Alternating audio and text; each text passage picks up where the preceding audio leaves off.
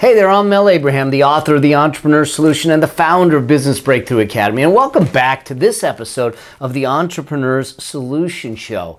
And in this episode, I want us to continue our journey down the three phases of business life. We touched on it, we introduced it and started to dig into it a couple of episodes ago. And now I want to continue this process until we finish the whole process. And remember that these are the three phases of think up, get up, and reach up that allow you to, whether you're launching a new product and you've been in business a while, or you're just thinking of launching a new business, this is the process that starts to minimize the downside and maximize the upside. So when we come back after this short introduction, we're going to start to dig in further into stage one of phase one, which is the decide element. And we're going to talk about some of the obstacles and roadblocks and challenges that you may come up against and what it's going to take to navigate those. And then we'll step into the piece of understanding how to create an elegant solution for your customers. And by the way, if you're looking to get the downloadable tools,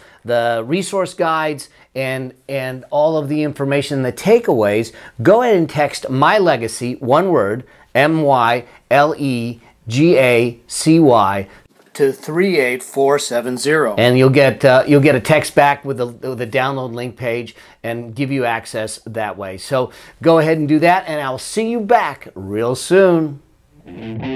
Welcome to the Entrepreneur Solution, where highly successful entrepreneur Mel Abraham becomes your entrepreneurial mentor. Here, Mel reveals his business building strategies and even gets a chance to answer your questions. Mel Abraham, a CPA by education, but an entrepreneur by exhilaration, and a true believer in the entrepreneurial way of life. It's through entrepreneurship that we create community, support society, and live our dreams. It's where possibility meets reality again, and you can have the life and lifestyle you want, one of freedom and peace of mind. Welcome to this episode of the Entrepreneur Solution, where it's time for you to be bold, dream big, and live life your way. Hey there, I'm Mel Abraham, the author of The Entrepreneur Solution and the founder of Business Breakthrough Academy, where we teach you how to design a business and create a life of financial freedom and peace of mind. And welcome back to this episode of the Entrepreneur Solution Show, and I'm real excited about this because we're going to continue our journey going through the model that I use when I'm trying to launch a business, or I'm in business and I'm taking a product and I want to launch a new product. It's the three phases of what I call business life or product life, and as you recall, the three phases are think up. This is the time. Phase one, think up phase, is where you are spending the time trying to understand and come up with the ideas and figure out the models and make some choices and decisions about what it is you're trying to do, who you're trying to do it with, and do all of the intellectual research work here. And then the second phase is the get up phase, which is about the plan you're putting in place, the structure, the financing, and all of those elements, which we'll get to in later episodes. And then the last phase is the reach up phase. That's when we start to grow it and we start to scale it and start to build it. And in fact, even think about the context of how we want to get out of it. Do we want to sell it? Do we want to transition it? Are we just going to let it die? And all of that. So think up, get up, and reach up. And in this episode, we're going to focus on think up. And one of the things to really consider always is that every time we're making these choices, anytime we're looking at business, anytime we're looking at decisions in business, what our primary focus is the customer promise. So underlying everything we're talking about, everything we're doing, is what is your customer promise? What is your brand promise? And we spoke about that in an earlier episode, and there was a downloadable guidebook that kind of helped you draft what is your customer promise, and you can get that from the downloads. So when we talk about the think up phase, there was things like why. You know, one of the most important decisions, we talked about that in an earlier episode, one of the most important decisions that you can make as an entrepreneur is the fact that you want to be an entrepreneur. That you're not standing, you know, 1 foot in, 1 foot out, but that you truly take on the identity of an entrepreneur. That way you start to to do the things that entrepreneurs do and anticipate and do the things that entrepreneurs do in the context of the choices you make, how you live your life, and the dynamics that you bring to your life. We talked a bit about the core strengths and how to refine and define and mine what your core strengths are and how those can relate to creating distinction in the marketplace. And so now I want to kind of touch on the kinds of obstacles, the things that might get in the way, because as we go through this, we're going to have decisions to make as these obstacles come up.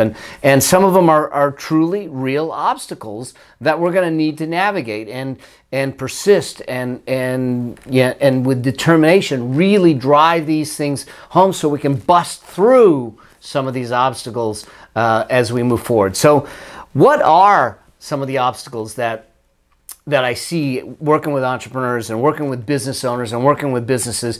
And one is probably one of the most important ones is, are you in the right business?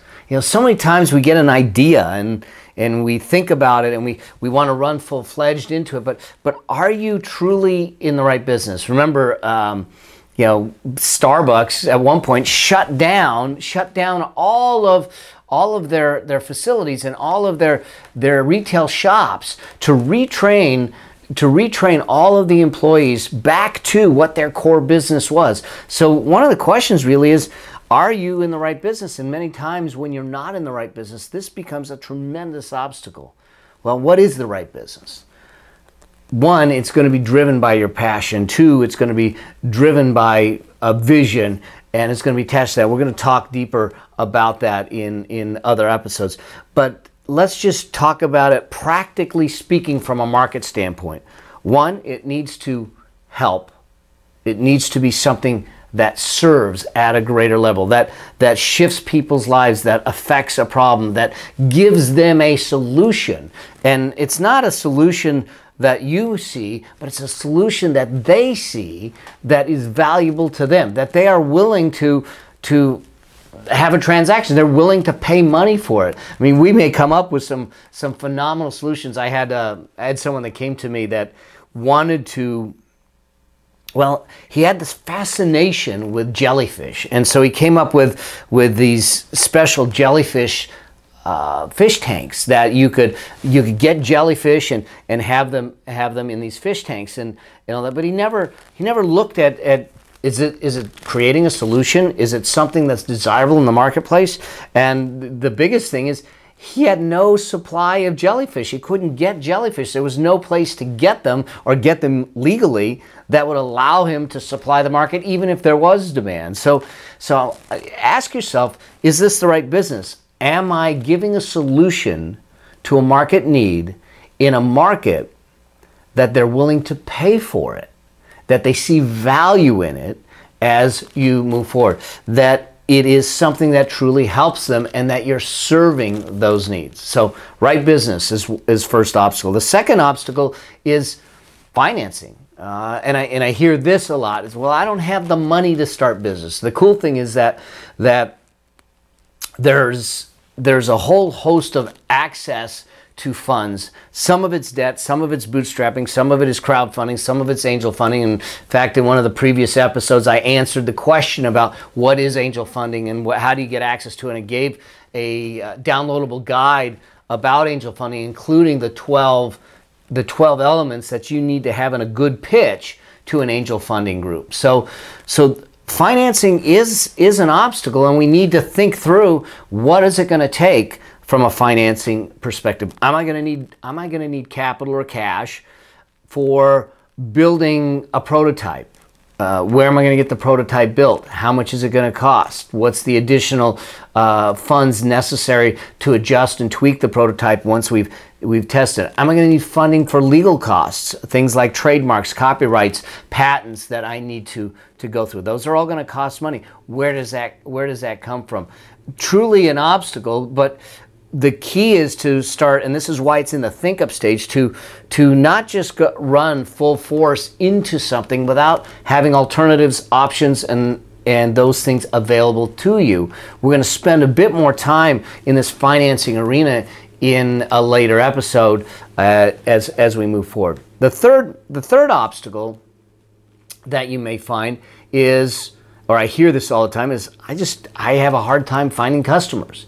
Now remember, this whole concept of customers and your customer promises is customers, it's not about sales, it's about connecting. It's about connecting with them and at a level that is an emotional level that connects with them emotionally and allows them to justify the purchase logically. You know, there's this concept that used to be taught in sales. It was, you know, the ABCs of sales. Always be closing, always be closing. Well, that's a fallacy. I don't believe in it. If you're constantly trying to use tactical, technical, somewhat manipulative tactics to get someone to buy something from you, you're not creating loyalty, you're not creating connection, you're not creating a relationship, and that's what our markets are starved for, is to create a connection. So where are your customers?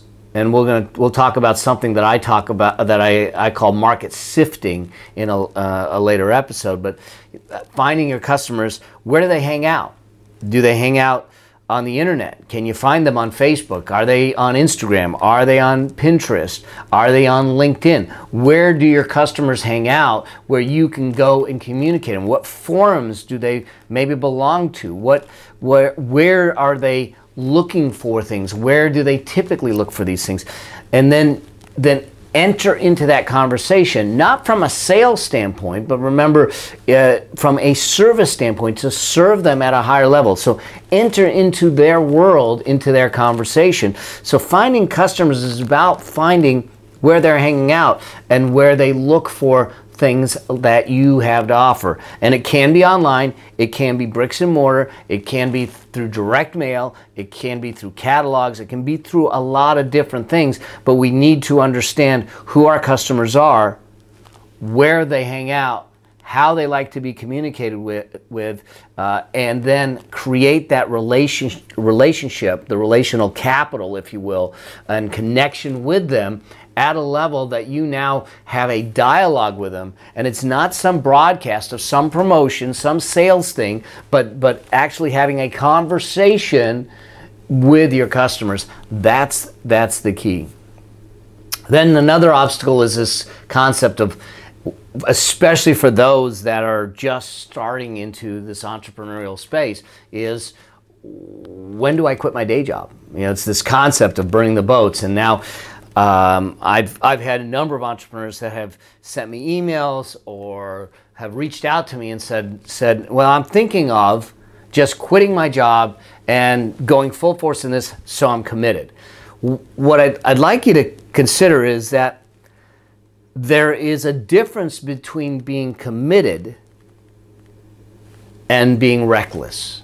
And if you're going to move forward with your business, with your product, with your idea, I want you to be committed, but I don't want you to be reckless. So before you start to think about quitting a day job or doing anything like that, let's go through the steps to see that we've minimized the downside risk, maximized the upside potential, and that we've got a plan in place that makes sense, and that you have a financial foundation that is there to support you during the lean times, during the process. And if you have a family, if you have children, if you have a husband or a wife, you have responsibilities. And I get it. You may look at it and say, this is what I want to do. This is my dream. And I get that. But at the same time, you have responsibilities, and there's a responsible way to go after that dream. And it's not to put your family, it's not to put your spouse, your significant other, or anyone in jeopardy. And something that we don't think about, not to put your health in jeopardy. So when you talk about this concept of burning the boats or quitting your day job, we want to be responsible about it. Do you have enough cash put away? Do you have access to capital to carry on during the lean times? How is it going to affect your family life? How is it going to affect your relationships? How might it affect your health before we start to go on this journey? And many times we don't think through that. Many times we're so caught up in the dream and the vibrancy and the energy of the dream, we just go chasing it. And all of a sudden we're hitting rocks, and we're wondering what's happening, and why is this all of a sudden happening, and why is it a struggle, and why is my relationship challenged, and why am I not sleeping at night, and all that. So, and I'm not saying that it's all going to be pixies and roses, but it's going to we can minimize that by being smart about it. So what I will say is that you can, in some cases, if you're just starting out, start to try and build that business while keeping the financial side of you. If I don't have a good financial story, well, I'll keep the day job and work this as it starts to build. And when all of a sudden you, one, have proof of concept, two, you start getting cash flow in, three, you see a growth level, and four, that the cash flow coming in from this part-time endeavor as you're building it is at least 30% of what you're making, then you can start thinking and having a discussion about quitting your day job, because it's important to be responsible. Now, if you are all alone and you don't have a lot to at risk, then maybe it's okay. But it's going to be specific for each and every one of you out there as to when's the right time, what's appropriate, and what you should be doing.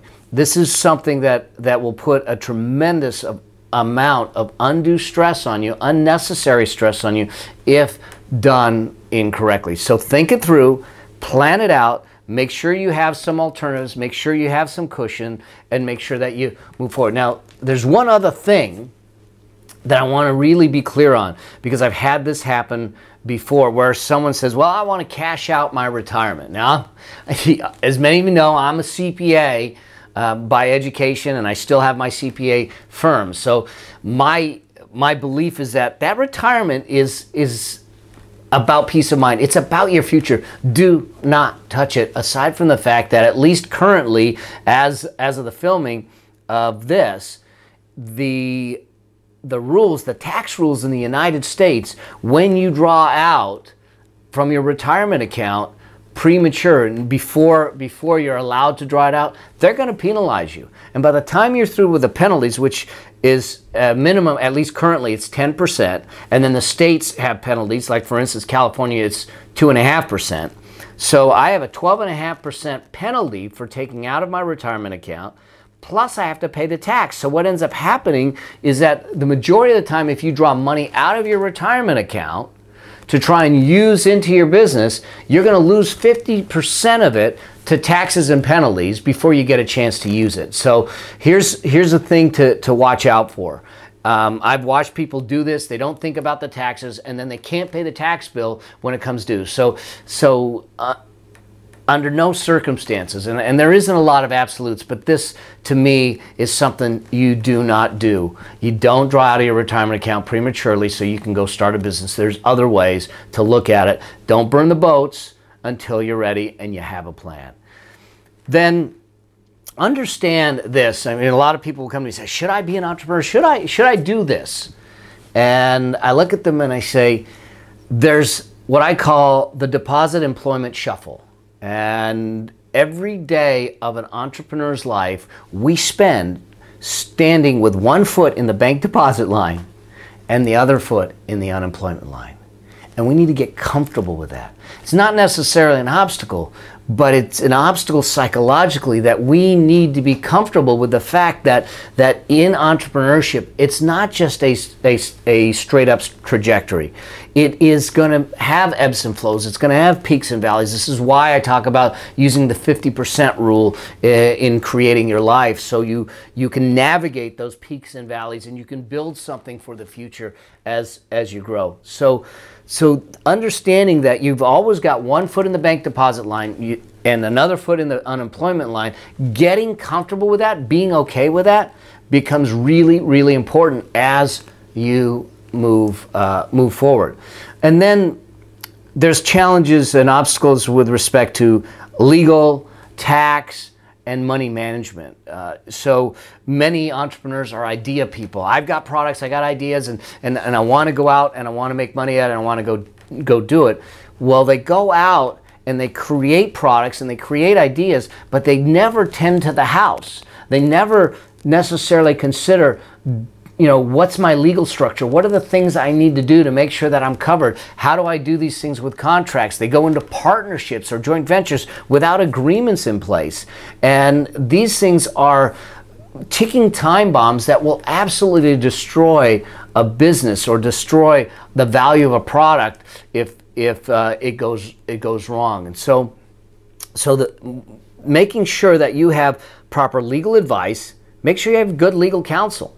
You may not need them right away, but get yourself a relationship with someone that you can get on the phone with, that you can write an email to and say, what about this? So we want to make sure that you are legally covered, and you want to get that in place, but you want to do it at the right time. I wouldn't go spending a ton of legal costs to get everything all set up when your idea hasn't proved out first. I've seen that happen repeatedly too. You want to make sure that you have your tax game properly set up. No matter what country you're in, what state you're in, there may be different rules, but there's still taxes. And we need to think it through. Whether you like it or not, if you're in the United States, Uncle Sam, the government, is a partner in your business, and they're going to be sharing in the business to the tune of anywhere from 20 to 40%. So getting that piece of it structured right and understanding that is important, because 40 cents on the dollar could be going the wrong way. So we want to make sure that you cover the taxes. And here's something that has driven businesses into the ground in the past, is ignoring taxes. I'll pay the taxes later. Get your taxes paid up front. Get your taxes taken care of. Make sure that you have a process and a system in place to make sure that they are funded and paid for, and you're not borrowing from your taxes to pay other things, because at least the government here, the state governments and the federal governments in the United States, and most of the foreign countries, Australia and Canada, are the same. They're very aggressive, and they have rights to take property away from you that you and I wouldn't have ordinarily. So make sure you have that in place, and then get your accounting system in place. What kind of accounting system? What kind of people do you have to look over the books, and how are you going to look over the books? Don't just trust someone and hands off, oh, I got an accountant or a bookkeeper and they're taking care of it. You want to make sure that you have enough information to manage your business and to know that nothing is going out the door and that everything makes sense. Yeah, that means that maybe you're going to have to get a little bit more educated about the financial and the accounting elements, which I know seems a little boring, but it's important, and you'll thank me as you go down the road and you can look at things and understand them. Then this is a big one that is an obstacle. Again, this is a mind trap. It's something that we deal with, and it's self-doubt, or what I call the imposter syndrome, or what's been called the imposter syndrome. It's this fear that you're going to be found out, that you're not real, or that you're not good enough, or maybe you shouldn't be doing this, and it's going to creep in. I have been an entrepreneur for decades, and I still struggle with this from time to time. It happens. Anytime I'm launching a new thing, should I be doing this? Is this the right thing? That self-doubt. And this is something that you want to create and make sure that you have the tools at your disposal to deal with the psychological demon called self-doubt, this psychological demon called the imposter syndrome, to not necessarily suppress it, but let's get ready to deal with it and overpower it, to make sure that one, you're making good decisions, rational decisions that are planned out, thought out systematically, and that's the best way to fight it. If you just on sheer willpower suppress it, then it may not be enough. Deal with it by making sure that whatever that doubt is, you've taken care of it, that you've done things to mitigate that doubt, because it may be telling you something. But what it's not telling you is that you're not good enough, because you are good enough. You've got a lot going on. You've got a lot of capacity and capability and potential and possibility, and our own mind gets in the way. So dealing with that imposter syndrome and self-doubt becomes important. And then as we start to scale, we need to think about the concept of staffing. How do we deal with staffing? Who do we hire? How do we hire? I'll spend more time on that, but in a nutshell, I believe in value-based hiring, value-based coaching, and value-based firing if it comes down to it. In other words, I want people that are going to work with me, contractor or employee, doesn't matter, that have the same or similar values that I do. That's going to raise and keep the standard at a high level. That's going to create a culture and an image out in the space, in the marketplace, and in all of my dealings that's consistent. And that comes from a value-based approach to things. And so there's staffing things that will come into play. Again, there's legal issues and employment issues that get involved with that. You want to make sure that you're informed with it. And I'm not expecting you to know all of the rules, but I'm expecting you to research enough and know where to go to get that. And I'll give you some resources as we move through some of these episodes where you can find some of this information. But it becomes you as the entrepreneur, as the business owner, your responsibility ultimately. It all flows up to you. So it's going to be on your shoulders, and you can't put your hands up and go, I didn't know any better. Then the last obstacle that I want you to think about is, what is your competitive positioning? Now, we talked about how do you create distinction through your strengths, and that's part of the aspect of saying, how do I create my distinction? When I'm successful in creating distinction through my strengths, through strategic strengths, now all of a sudden my competitive positioning becomes a little easier in that process. But if I'm simply going out there to be another widget out in the world, then I'm gonna be lost in the sea of sameness. How do I turn around and stand out? Let's take a great example like Apple. When Apple came out with the iPod, when you think about the iPod is simply an MP3 player. And at the time that they released the iPod, there was 70 plus other companies that had MP3 players out on the marketplace. But they created a market distinction by creating, and they did part of it through advertising, by creating a cult-like feeling of wanting to belong to the cool crowd, having this really cool thing, 1,000 songs in your pocket. In that context, they created a positioning that really, in effect, quashed and squashed all the competition along the way. The majority of us have our music on our iPod or our iPhone, or if you're Android, maybe an Android device. And most of the MP3 players that were around when the iPod was first introduced are gone. They've fallen by the wayside because it was just another MP3. So think about, what is your competitive positioning that you're going to bring to the place. And remember, overarching and the foundation of all of this is, what's your customer promise? What's your brand promise? So I hope that this helped you understand some of the obstacles that you might run into. Some you may not run into. The point of this is to make sure that you understand you're not alone. All of us entrepreneurs, many of us, will run into many of these obstacles. They're out there, and we need to just navigate through. The cool thing is that you know that it's been done before. We just got to do it again. And so if you have questions, if you have challenges with any of these obstacles, let me know, and I'll be certain to try and help you through it. I'll try to answer your questions and help you, give you guidance as you move through. Remember, it's about me trying to be your entrepreneurial mentor through this show, and to give you the tools, the tactics, and the strategies to allow you to grow, to allow you to build your business, to live to your potential. And if you have a specific question, why don't you go to askmelnow.com, and you can leave me a message, like many of the community is leaving me, with your question, and I'll use it on one of the shows and make sure that we get it answered for you, so we can serve you at the highest level. And if you want to get some of the downloadable tools, the takeaways from this session, go ahead and go to melabraham.com/session 011. That's 011. That's melabraham.com/session 011.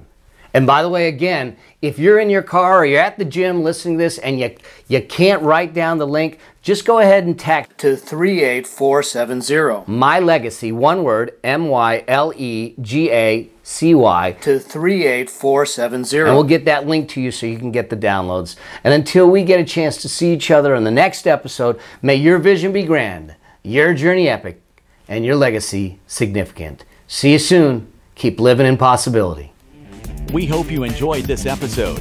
Make sure you subscribe so you get access to all of Mel's business and success tips. And if you like this episode, share it with a friend. If you have a specific business or success question, you can ask it at www.askmelnow.com. Remember, it's all about being bold, dreaming big, and living life your way.